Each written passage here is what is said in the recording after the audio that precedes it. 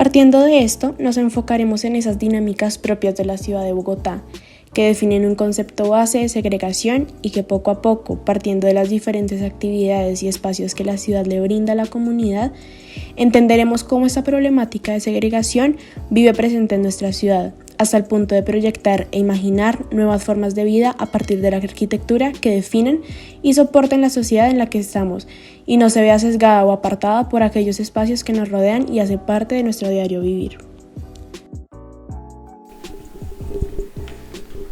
Fernando Rubio, entonces, cuéntenos un poco qué hace, a qué se dedica, profesor, de qué proyecto. Yo soy arquitecto aquí de la Universidad Javeriana del año 95 y básicamente pues he desarrollado la actividad profesional, en algunos casos trabajando en temas de urbanismo y en otros en desarrollo de proyectos particulares de diferentes formatos. Y ahorita estamos aquí en la universidad en Proyecto 3 y en la asignatura de Centros Urbanos de segundo ciclo. Y este desarrollo como arquitecto en Bogotá, centros urbanos, Proyecto 3 con estaciones de metro, con Teusaquillo, ¿qué opinión le ha merecido? ¿Qué ha podido ver de la arquitectura en Bogotá? De su arquitectura, de su urbanismo? ¿Cómo lo ve desde su punto de vista? Digamos que del urbanismo y de la arquitectura en general en Bogotá, yo creo que hay una perspectiva que es optimista.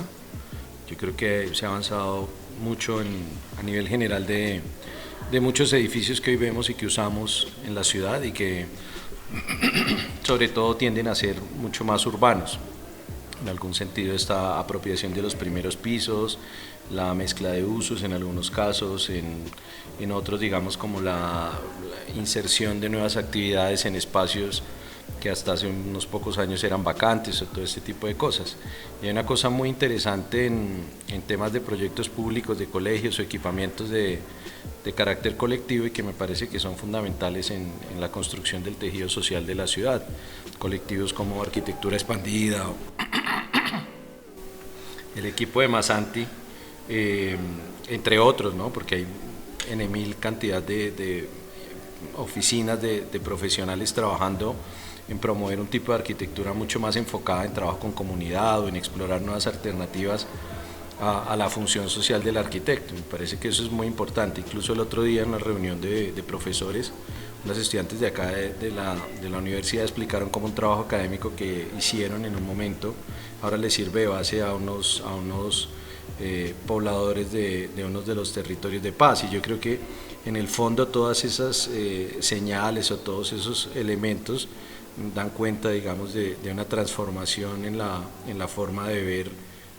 la arquitectura, su rol en la ciudad, todo este tipo de cosas, ¿no? Aquí mismo proyectos como Vivienda Popular o Nuevos Territorios pues son muy buenos ejemplos de ese interés por trabajar en entornos que de otra manera han sido siempre estigmatizados o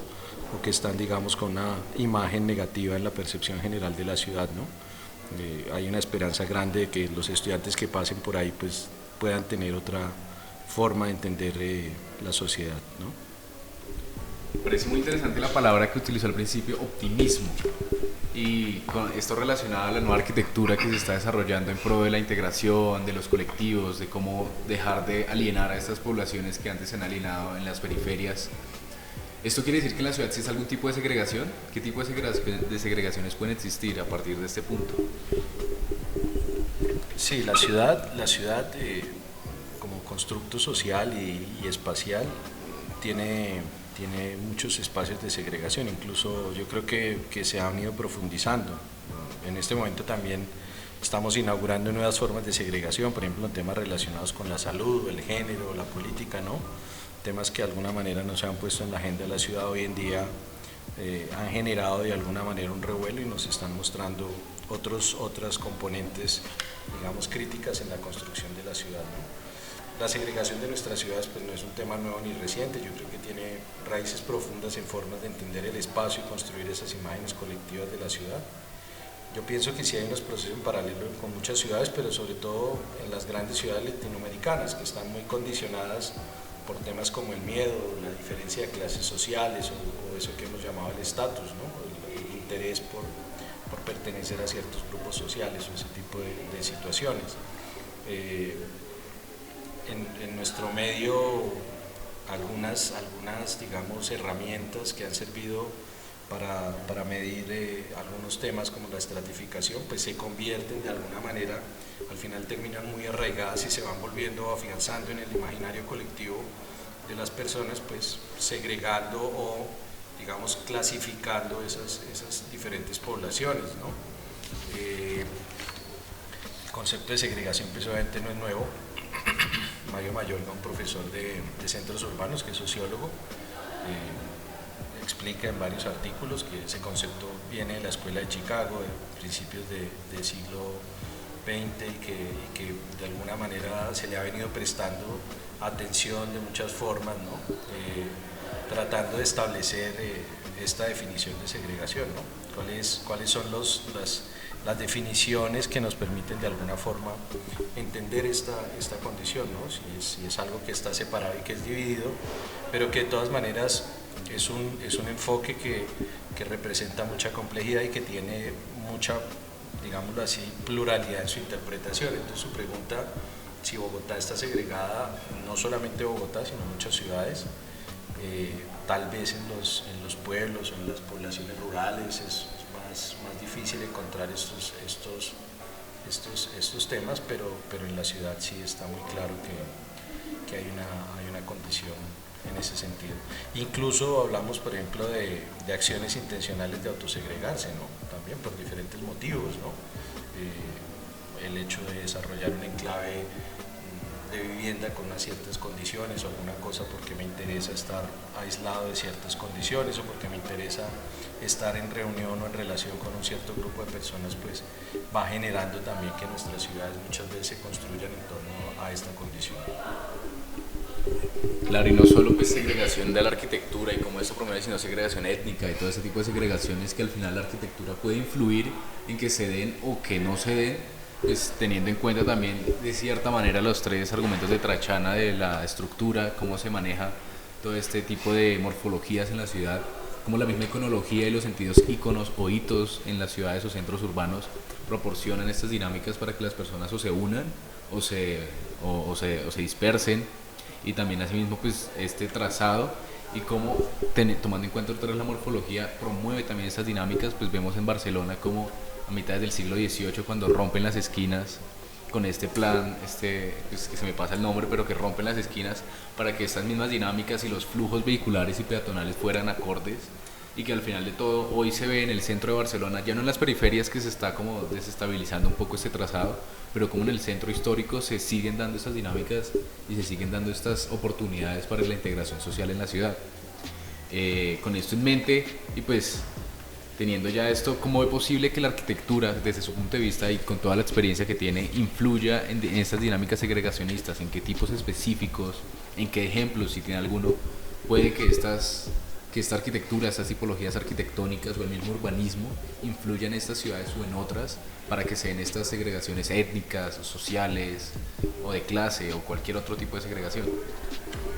Como decíamos, la definición de segregación pues nos empuja de alguna manera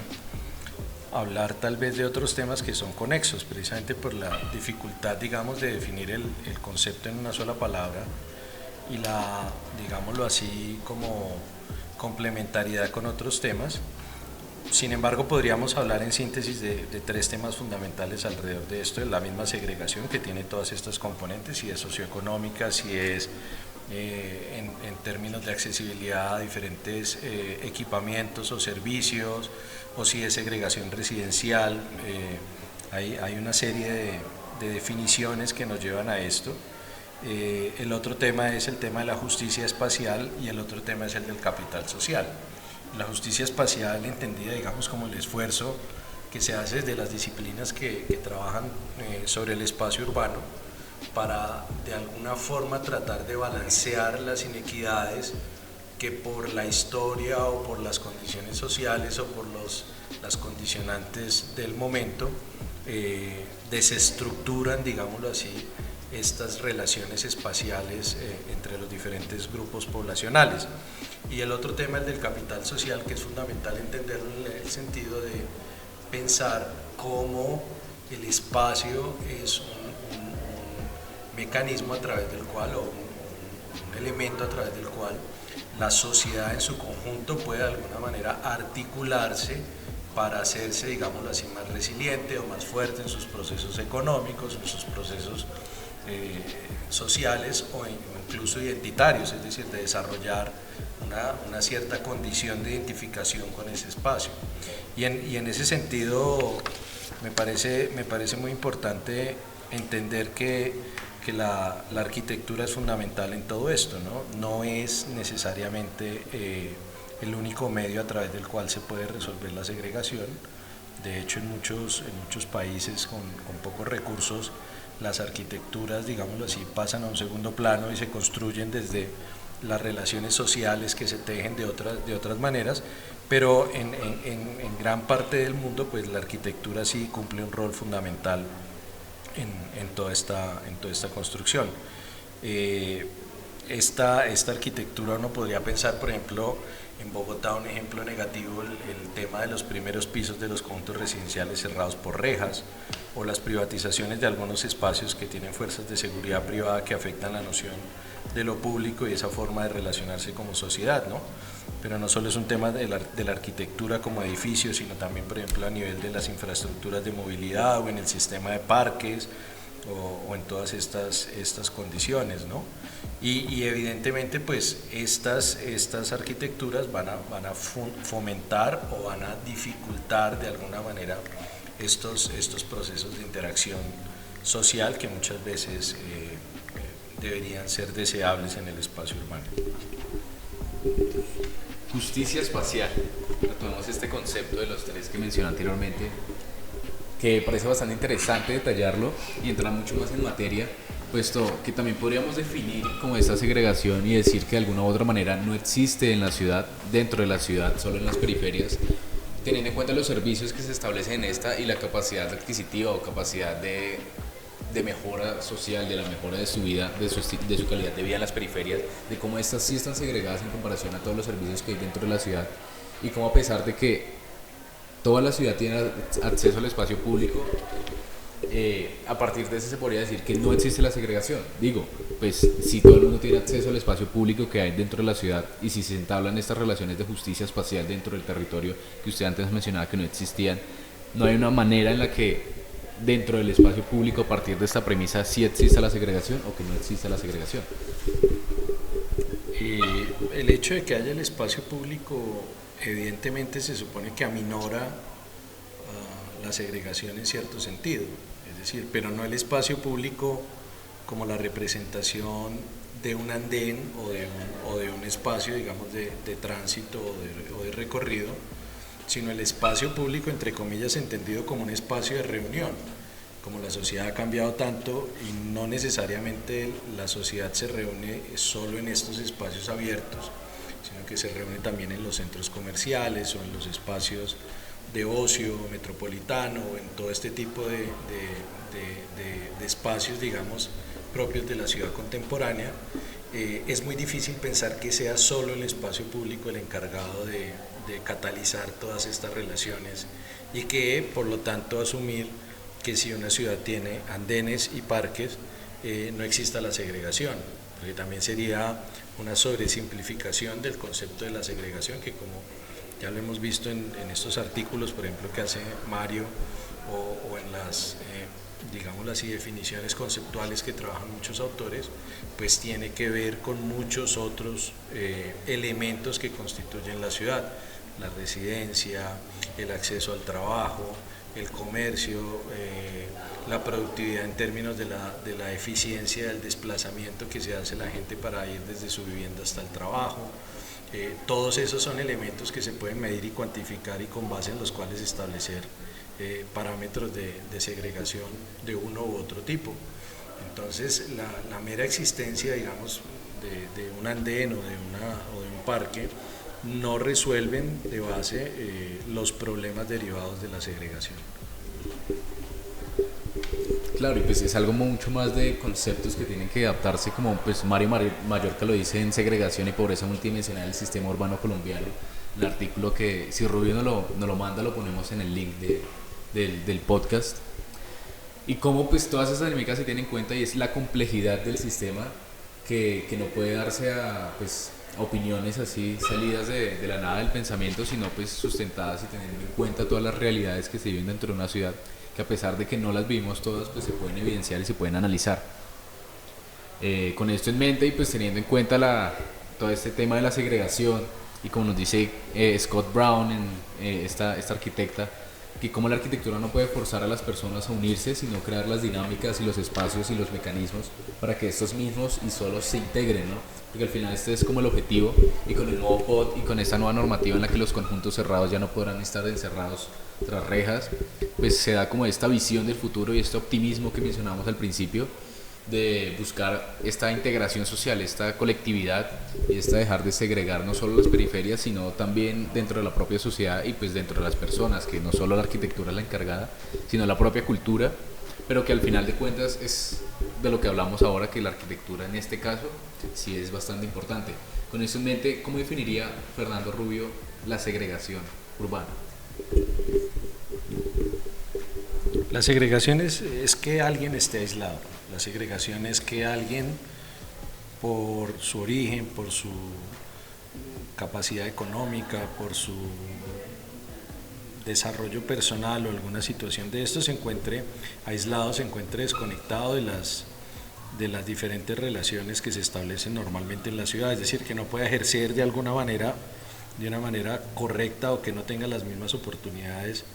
que todas las otras personas. Y en este sentido yo no creo que sea un problema solamente de las periferias, yo creo que incluso dentro de los mismos grupos sociales que se establecen, por ejemplo en la universidad, usted nota que de todas maneras hay una cierta condición de segregación en ciertos espacios. Es una condición, yo pienso, también muy inherente, digamos, como al tema cultural, ¿no? Entonces, si nosotros aquí de pronto nuestra segregación está más definida por temas socioeconómicos, en otros espacios usted puede hablar de segregación racial, o lo que usted decía ahorita, étnica, o por el origen, o la dificultad que muchas veces tienen, por ejemplo, los inmigrantes de establecerse con naturalidad en ciertos espacios por muchas condiciones. Entonces, la segregación es un tema que necesita ser abordado, que necesita ser estudiado, que debe ser investigado por profesionales que estén trabajando en estos campos, con el fin, digamos, de establecer de alguna forma condiciones en las cuales podamos ir resolviendo de alguna manera las inquietudes que este tema nos plantea. En todo esto pues es evidente que las narrativas que se están construyendo también en torno a ciertos temas culturales y a ciertos temas de identidad o de otro tipo de definiciones están ahondando en algún momento más estas condiciones y están produciendo de alguna manera en este momento como una cierta desbarajuste, podríamos hablar en términos del tejido social, que profundiza muchas veces estas brechas, ¿no? Esperamos que esto, como siempre, todos los movimientos tienen un inicio, tienen un desarrollo y tienen un final, que al final todas estas situaciones que se están produciendo pues terminen de alguna forma por mejorar el entorno de la sociedad, y no por abrir más grietas y por generar más divisiones o espacios, digamos, en donde por X o Y circunstancia cada día más la segregación sea una realidad, porque hemos venido construyendo de alguna forma otros espacios, digámoslo así, de difícil construcción de tejido social. Entonces al final es esta condición humana que en parte está sugestionada por la arquitectura en la ciudad, lo que se definiría dentro de todo este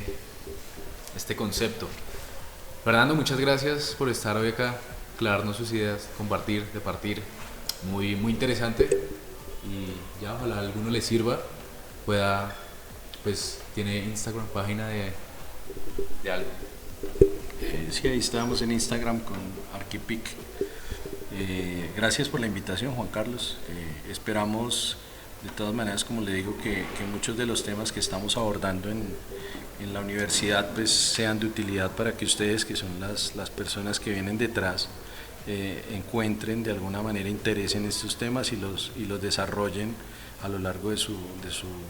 desarrollo profesional también, ¿no? Muchas gracias. Listo, Fernando.